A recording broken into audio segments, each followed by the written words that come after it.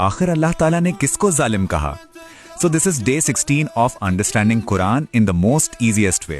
कल हम लोगों ने डिस्कस किया था सूरह अल-बकरा के 13th रुकू का सेकंड पार्ट, और आज हम लोग डिस्कस करेंगे सूरह अल-बकरा का 14th रुकू।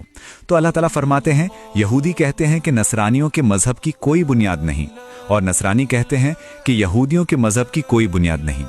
हालांकि दोनों अहले किताब हैं, और अब तो कुरान पढ़ने वाले भी ये कहने लगे हैं अल्लाह क़यामत के दिन फैसला करेगा। और फिर अल्लाह कहते हैं जो लोग अल्लाह ताला के जिक्र को मस्जिदों में रोकते हैं और वहाँ फसाद करते हैं, वो सबसे बड़े जालिम हैं। ऐसे लोग वहाँ दाखिल भी नहीं हो सकते, अगर दाखिल भी हों तो डर के साथ हों। फिर अल्लाह कहते हैं कि मशरिक और मगरिब दोनों अल्लाह ही के हैं, तुम जिधर मुँह करोगे तुम्हें अल्लाह ही दिखाई देगा, बेशक अल्लाह सब सुनने और जानने वाला है। ईसाई लोग कहते हैं कि अल्लाह का एक बेटा है, लेकिन ऐसा कुछ भी नहीं है, अल्लाह का कोई बेटा नहीं। अल्लाह ताला फिर फरमाते हैं कि हम तो कुन फया कुन कहते हैं, हम कहते हैं काम हो जा और वो हो जाता है।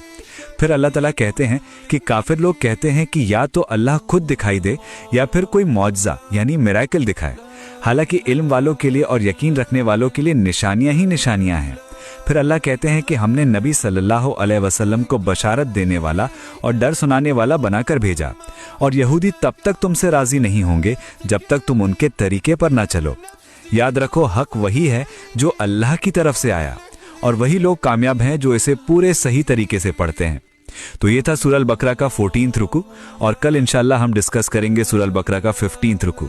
सो मेक श्योर यू फॉलो। जज़ाकल्लाह खैर।